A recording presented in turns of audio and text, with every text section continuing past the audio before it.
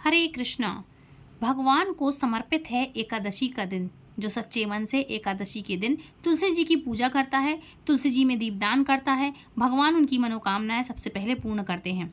इस बार एकादशी तिथि प्रारंभ हो रही है 4 अगस्त को, दिन सोमवार को सुबह 11:42 से।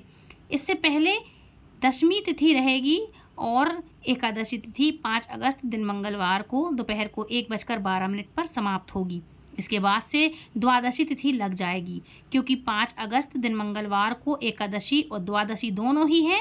तो ऐसे में 5 अगस्त दिन मंगलवार को ही पुत्रदा एकादशी का व्रत किया जाएगा और यही एकादशी सबसे शुद्ध एकादशी मानी जाएगी। सोमवार के दिन एकादशी का व्रत नहीं रहेगा। इस बात का आप सभी श्रद्धालुओं को ध्यान रखना है। और इस बार एकादशी व्रत वाले दिन यानी कि 5 अगस्त दिन मंगलवार को ब्रह्म मुहूर्त के समय से लेकर के दोपहर को 1:12 तक भद्रा का वास रहेगा, मतलब भद्रा भी रहेगी।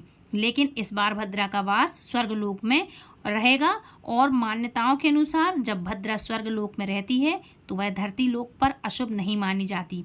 तो आप चाहें तो सुबह की पूजा हो या कोई भी पुण्य हो या दीपदान हो या कुछ करना हो आपको पूजा से संबंधित, तो आप कर सकते हैं। मंगलवार के दिन ब्रह्म मुहूर्त सुबह 4:27 से लेकर के 5:15 तक रहने वाला है। सूर्योदय होगा सुबह 6:03 पर और सूर्यास्त होगा शाम को 7:02 पर। प्रायः काल पूजा शुभ मुहूर्त रहेगा पूजा का सुबह 4:41 से लेकर के 5:45 तक। शाम की पूजा आप कर सकते हैं शाम 7:09 से लेकर के 8:13 के बीच में। और इस दिन इंद्र योग भी बन रहा है, लेकिन इंद्र योग सुबह 7:25 तक ही रहेगा। इसके अलावा सुबह 11:23 तक ज्येष्ठ नक्षत्र लगने वाला है, ज्येष्ठ नक्षत्र जिसको हम बोलते हैं। इसके बाद में मूल नक्षत्र प्रारंभ हो जाएगा। अब इस वीडियो में आगे बढ़ने से पहले थोड़ी सी जानकारी आपको बता दूं कि इंद्र योग के बारे में भी आपको बता दूं मैं। इंद्र योग बहुत ही शुभ योग माना जाता है, कभी भी किसी भी समय। तो इस समय इंद्र योग भी बनने वाला है, जो कि अगर कुंडली में बन रहा है तो व्यक्ति को धन, मान सम्मान और प्रसिद्धि भी दिला सकता है। यदि आप कोई विशेष उपाय भी करना चाहते हो, यदि उसको आपका कोई भी रुका हुआ काम हो, यदि आप अपने करियर में तरक्की चाहते हैं, इंद्र योग में आप सच्चे मन से भगवान विष्णु की पूजा कर सकते हैं या अपने जो भी इष्ट आराध्य देवी देवता हैं उनकी भी आप पूजा कर सकते हैं सच्चे मन से।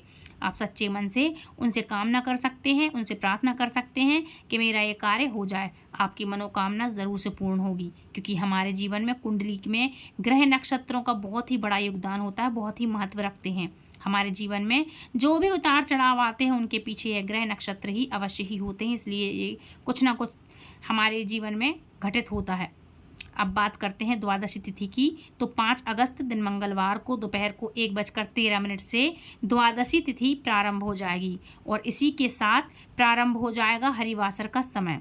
द्वादशी तिथि समाप्त होने का समय रहेगा 6 अगस्त दिन बुधवार को दोपहर को 2:08 पर और द्वादशी तिथि को ब्रह्म मुहूर्त मतलब सुबह 4:27 से लेकर के 5:15 तक रहने वाला है। सूर्योदय होगा सुबह 6:03 पर और सूर्यास्त होगा शाम को 7:01 पर।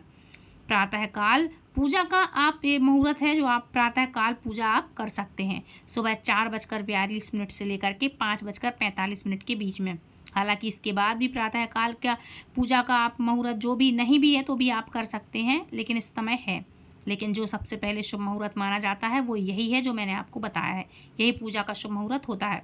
और शाम की पूजा आप कर सकते हैं शाम को 7:08 से लेकर के रात को 8:12 तक।